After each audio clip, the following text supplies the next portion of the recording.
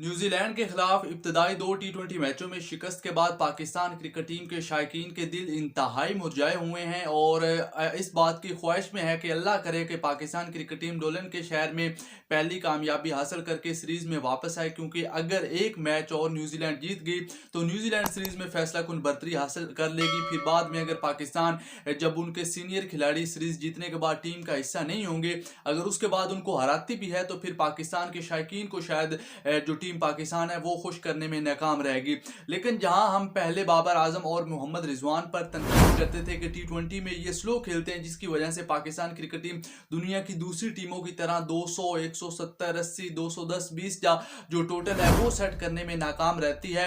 लेकिन अगर आप हकीकत में देखो तो शायद वो दौर हमारे लिए बेहतर था। अगर आप आखिरी 2-3 सालों में टी20 में देखो, जब मोहम्मद रिजवान और बाबर आजम ओपनिंग करते थे, एक तो इन्होंने रिकॉर्ड बेशुमार बनाए, भारत के खिलाफ 10 विकेटों से इन्होंने कामयाबी हासिल की। साउथ अफ्रीका में जो पाकिस्तान ने 200 प्लस का हदफ चेज किया वो इन्होंने किया। इंग्लैंड के खिलाफ पाकिस्तान कराची में 10 विकेटों से कामयाबी पाकिस्तान ने हासिल की थी। वहां पर जो है ये बेहतरीन खिलाड़ी साबित हुए थे। और भी कई बड़े इनके रिकॉर्ड है। वेस्ट इंडीज के खिलाफ भी रिकॉर्ड 200 प्लस पाकिस्तान ने हदफ चेज किया था। तो कई ऐसे रिकॉर्ड हैं जो बाबर आजम और मोहम्मद रिजवान ने बतौर टी20 में ओपनर मिलकर बनाए हैं। अगर मैं इन दोनों का रिकॉर्ड आपके साथ शेयर करूं तो 9 दफा ऐसा हुआ है कि 100 प्लस की शराकतदारी ये कायम करने में कामयाब हुए हैं। और हाफ सेंचुरी में भी आप देख सकते हैं कि बाबर आजम और मोहम्मद रिजवान, जिनका आखिरी अगर 4 साल के अंदर देखा जाए तो टी20 में इनके जितने रन कोई बल्लेबाज बनाने में कामयाब नहीं हुआ। लेकिन अब जाती अना और जाती दुश्मनी की बिना पर हफीज कुछ चाहते हैं, टीम मैनेजमेंट के लोग कुछ चाहते हैं और अपनी जाती अना की वजह से बाबर आजम और रिजवान को तनकीद का निशाना बनाते हुए इनकी पोजीशन तब्दील कर रहे हैं, जिसकी वजह से नतायज जो है वो नजर नहीं आ रहे। अगर आप देखो, जब बाबर रिजवान ओपनिंग करते थे तो पहले पावर प्ले में बेशक पाकिस्तान का स्कोर 40, 42, 43 या 45 होता था, कभी कभार अगर 50 को भी टच कर जाता था। और वजह ये होती थी कि ये लोग विकेट लूज नहीं करते थे, जिसकी वजह से जो दीगर बल्लेबाज थे वो आखिर में थोड़ा सा तेज खेल के जो है वो रन रेट को मेंटेन कर रहे थे। लेकिन जो हमने पहले दो टी20 मैच देखे हैं, साइम अयूब जो कि नौजवान बल्लेबाज हैं, लेकिन पहले दोनों मैचों के अंदर पाकिस्तान ने पहले 6 ओवर में ठीक कुटापा लगाया। ऑलमोस्ट 60 के करीब पाकिस्तान दोनों मैचों में गया।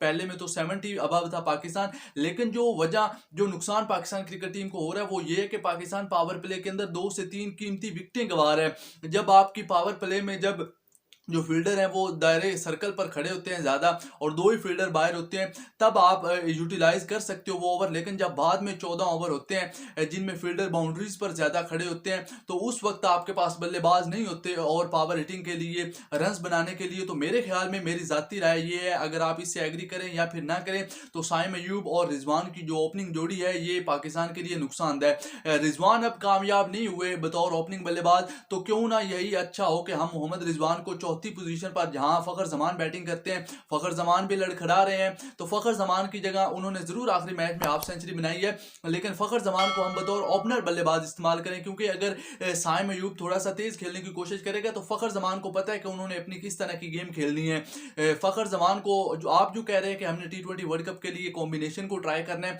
तो आप फिर इस कॉम्बिनेशन को भी ट्राई करके देख लें। अब 2 मैचों में रिजवान और साइम की ओपनिंग करवाइए, अब 2 मैचों के अंदर आप फखर जमान और साइम अयूब को ओपन करवाएं और रिजवान को चौथे नंबर पर खिलाएं। क्या पता नदाइज जो है वो कुछ मुख्तलिफ हो जाए पाकिस्तान के लिए।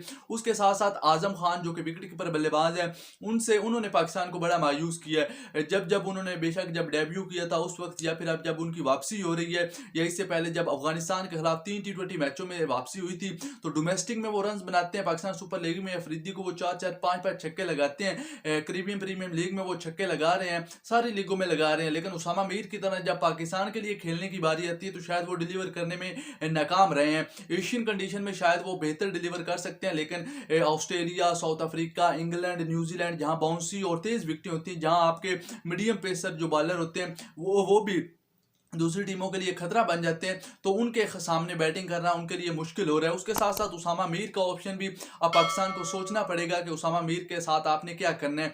या तो आप उनको रेस्ट करवाएं ताकि पाकिस्तान सुपर लीग से पहले वो रेस्ट करें और मजीद किसी बांग्लादेश प्रीमियम लीग या इस तरह की मजीद किसी लीग में शिरकत ना करें और पाकिस्तान सुपर लीग खेले मुल्तान के लिए, और उसके बाद न्यूजीलैंड वाली टी20 सीरीज पर फोकस करें। क्योंकि नवाज, शादाब और जो आपके ये उसामा मीर है, इन तीनों में से कोई 2 आप बॉलर लेकर जाएंगे टी20 वर्ल्ड कप के लिए। लिए।